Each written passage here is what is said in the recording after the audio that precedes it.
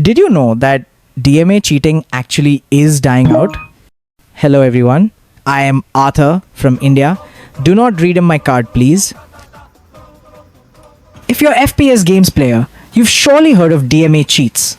Once, they were the cheaters' get out of jail free card, able to bypass anti-cheat systems and hack with impunity.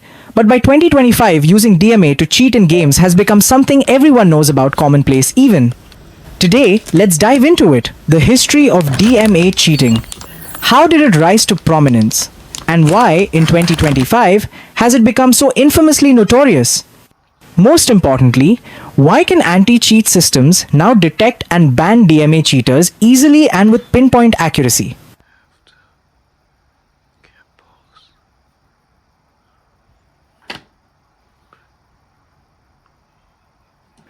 This is the both of your need cheating in the DMA. This is crazy, bro.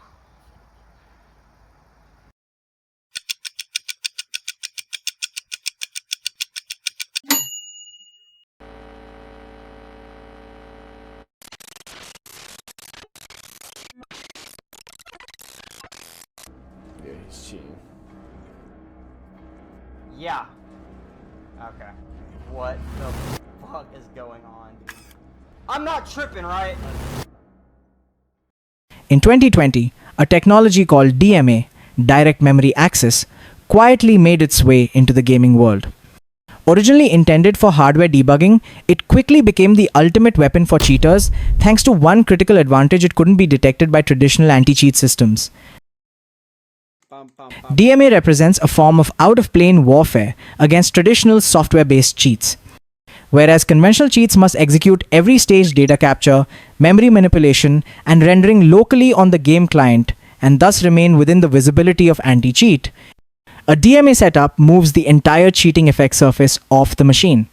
By wiring a secondary cheat host into the main PC's PCIe slot, the cheat software can sniff memory in real time, stream critical game state externally, perform all cheat logic on the second PC, and then feed back only the final outcomes. Because no malicious code ever runs on the game client itself, kernel mode anti-cheat drivers have nothing to detect, making DMA exceedingly difficult to catch using traditional methods. DMA hardware wasn't originally created for game cheating at all. It came out of the FPGA development space, where engineers used it to more efficiently read memory from other devices during debugging and programming. Because DMA can access system RAM directly with the CPU's authorization, but without going through the operating system, cheat developers eventually repurposed this capability. By streaming live game memory externally, they were able to build aimbot and ESP and even more functions entirely off-machine, and more importantly, slip past even kernel-level anti-cheat systems undetected. This is sad. Let's take a look now, in 2025, how these anti-cheat systems and game companies are effectively blocking and ban these DMA cheats and cheaters. On the 6th of August 2025, PUBG's official Krafton game quietly posted an update announcement on Twitter and Weibo without any prior notice, stating that they had upgraded their anti-cheat system Zakynthos. This update mainly targets DMA cheats, and over 30,000 cheating accounts were permanently banned as soon as the announcement went live. It only take one day, guys. Yeah, we obviously know that PUBG's anti-cheat is pretty chicken shit, and even they did it easily. If this is just an update announcement from an anti-cheat company, you may still believe that DMA cheats still very safe and no one can detect. Now, let's take a look at the well-known gaming company Riot Anti-Cheat System, Vanguard. For Valorant's anti-cheat update announcement, we all know that VGK's firmware is more expensive. Nice. They even posted an Instagram video to mock the DMA developers. They finished banning the DMA cheaters a long time ago, and they won't publicize how it works. Also, they said to the DMA cheaters, "Stop wasting money."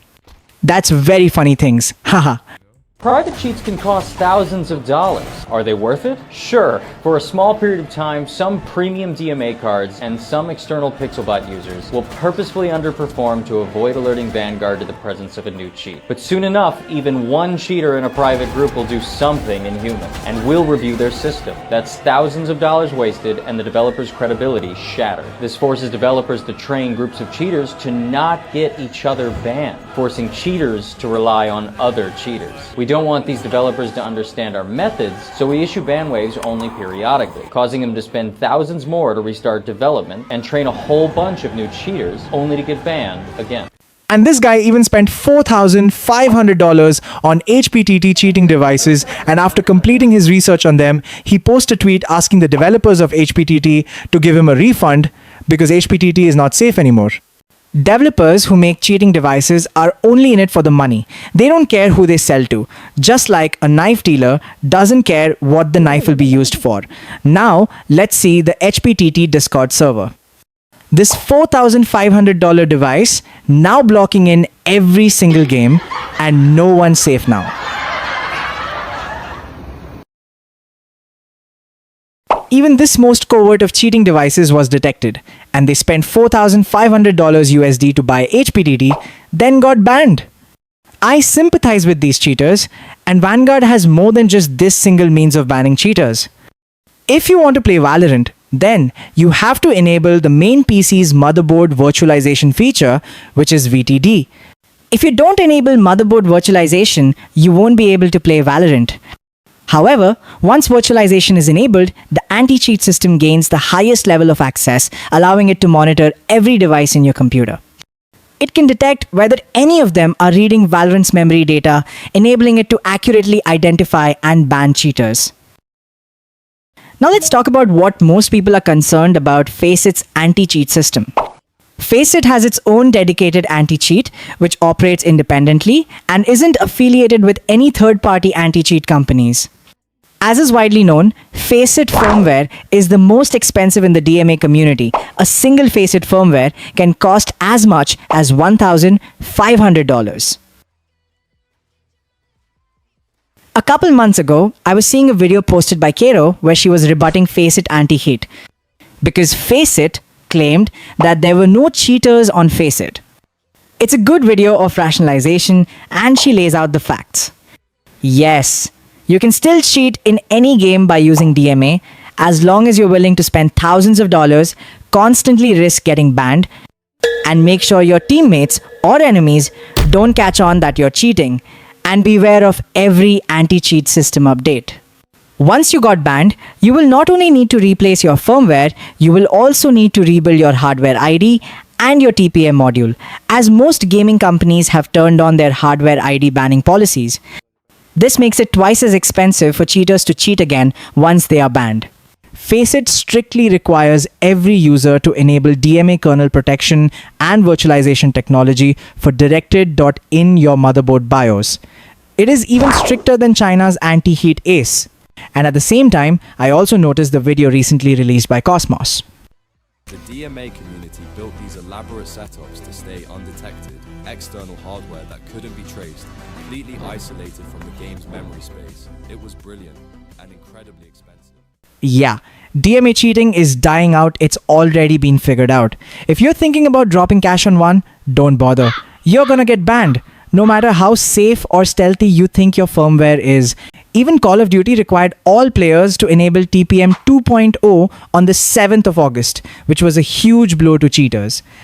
TPM performs hardware-level authentication and boot integrity checks. Combined with secure boot functionality, it can prevent unsigned drivers, kernel-level injections, spoofing programs, and virtual machines. Under these conditions, most cheating methods are ineffective. In the end, DMA is just one of many ways to cheat. Shut down cheat A today, and cheat B might show up tomorrow. It's a constant cat and mouse game. Let's keep watching and see where this goes. I'm honestly curious to see how it all plays out.